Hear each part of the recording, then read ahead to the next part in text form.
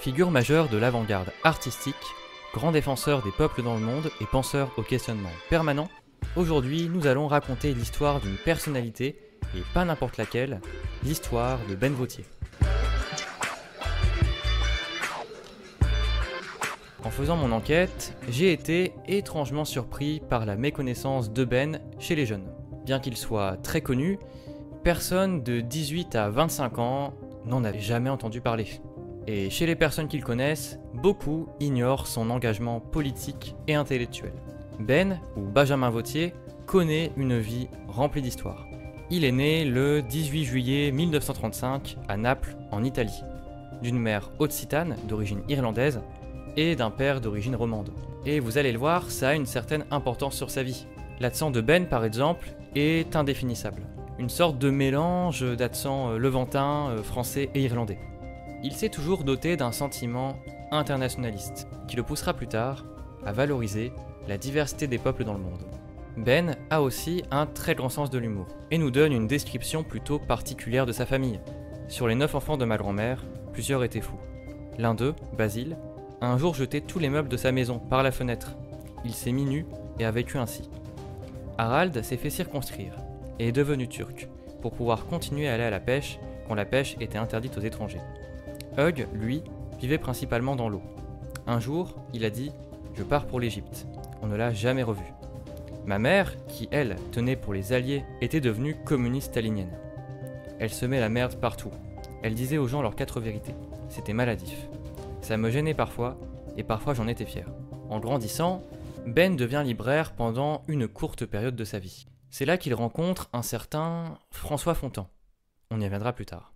En 1958, il ouvre une boutique de disques d'occasion, qui deviendra le lieu de rencontre et d'exposition de nombreux artistes, comme César, Armand, ou encore le célèbre Marcel Reiss.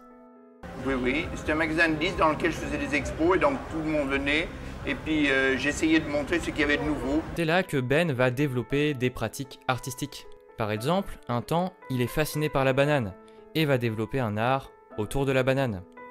Et puis, il va s'intéresser aux sculptures vivantes, et notamment à travers le monde des signatures. Les signatures, c'est la nouvelle lubie de Ben. Il va vouloir commencer à signer des gens. Il signe d'abord sa famille, ses amis, des gens dans la rue et même des nouveau-nés. On peut noter chez lui un côté très décalé. Par exemple, il a déjà proposé à une femme de signer son mari décédé. Évidemment, elle l'a mal pris, on peut comprendre. Bref, au niveau artistique, Ben touche à tout, n'est pas comme tout le monde, et il le revendique. Mais avant de passer à la partie philosophie et combat politique, on va faire un petit point sur le courant artistique de Ben.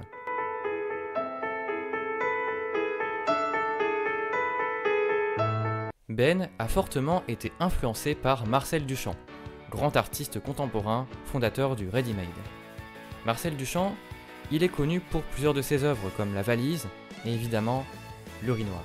Pour résumer, un jour, il décide de déposer un urinoir en plein milieu d'une salle d'exposition. Le but, faire d'un simple objet du quotidien une œuvre d'art. Ce qui va rendre l'urinoir artistique, c'est qu'il questionne le public. On peut noter un côté très satirique au mouvement, et c'est ce qui va être repris dans le mouvement auquel appartient Ben, Fluxus. Fluxus, c'est un mouvement artistique inventé dans les années 60 par Georges Massionas.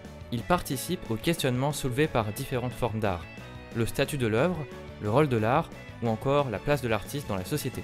Pour Ben, tout est art, et ce n'est pas l'objet en lui-même, par sa beauté, qui est artistique, mais plutôt le message qu'il porte. Bref, Fluxus, c'est très loin du côté conventionnel de l'art habituel.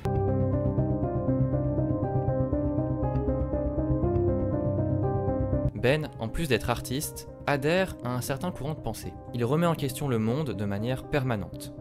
Il fait partie de ce qu'on appelle l'ethnisme. L'ethnisme, c'est un courant de pensée imaginé par François Fontan, qui prend en considération la langue comme indice synthétique de la nation. Ainsi, pour Fontan, il faut distinguer les États, entités politiques, et les nations, entités culturelles. C'est un côté qui est très peu connu chez lui, mais Ben était un très grand partisan de l'ethnisme. Le message que j'aurais voulu faire passer à l'époque, c'est que les langues et les cultures sont plus importantes que les États-nations. Je note que beaucoup de conflits apparaissent dans le monde parce qu'on ne reconnaît pas les frontières linguistiques. Et en effet, c'est cohérent. Le Pays Basque et l'Occitanie ont une langue et une culture très différentes de celles de Paris et du nord de la France. Et quand on parle de langue, ici, on fait référence à la langue autochtone, au parler traditionnel. Ainsi, dans l'ethnisme, on distingue 3 définitions de la nation. La vision volontariste, celle qui est la mieux représentée par Ernest Renan, la nation forme l'ensemble des gens qui veulent vivre ensemble. Pour Ben et Fontan, cette vision est subjective et pré-scientifique, dans la mesure où elle prend la volonté des gens comme quelque chose de non déterminé par des causes objectives, précises et analysables. La vision étatiste, en bref, considérer qu'une nation est définie par un État, et il y a la vision ethniste, qui paraît donc être la plus précise, car elle repose sur des faits linguistiques, sociaux, analysables. Bon, ici, on a vu la part de pensée et d'idéologie de Ben, mais il avait aussi des revendications politiques. L'occitanisme. L'occitanisme, c'est un courant politique et culturel qui vise la mise en valeur de la culture et de la langue occitane, ou encore de l'Occitanie et de ses diversités locales. Bon, si vous êtes curieux, voici un petit extrait d'occitan. S'expandís de l'aire als Pirineus et de las Llanos als Alps. D'empoi de milierats d'annados, los pobles diferents que hi se sont establits han menat cadun sa lengua et sa culture propria. Et oui, ça n'a absolument aucun lien avec le français. Cette langue, on la parle dans toute la moitié sud de l'Hexagone, et Ben en était le fervent défenseur. Bon, maintenant qu'on a fait le tour des différents mouvements de Ben, je vous propose d'aller analyser ses œuvres d'art.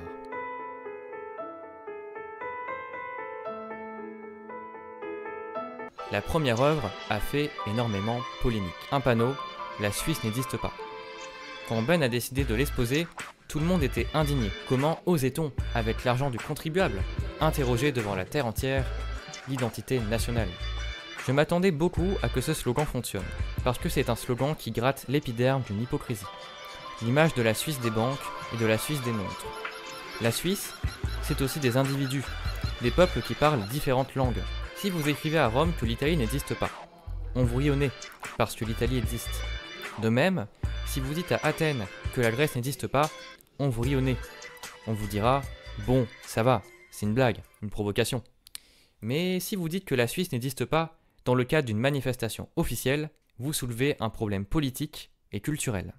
La deuxième œuvre est consacrée au temps, le temps qui passe. À travers cette œuvre, Ben met en avant la perception du temps. Mais si maintenant, on commençait à réfléchir au temps par rapport aux cultures et aux langues, ça c'est étonnant. Peut-être que le temps du Givaro n'est pas le même temps que le nôtre. Le temps déjà du norvégien est différent de celui du catalan. À 3 heures de l'après-midi, le norvégien est au boulot. À 3 heures de l'après-midi, le catalan il fait sa sieste. Puis si on téléphone à un catalan à 3 heures de l'après-midi, il ne répond pas. Le temps est alors jamais réellement vécu de la même manière.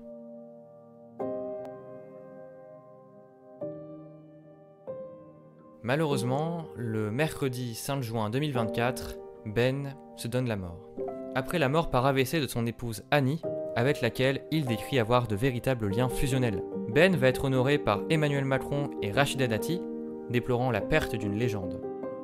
Bon, j'espère que cette vidéo vous aura permis de connaître plus en détail le personnage qu'était Ben Vautier. Un homme très intelligent, avec un très grand sens de l'humour et un certain décalage. Et bien que Ben soit parti, son art et sa pensée restent toujours à nos côtés.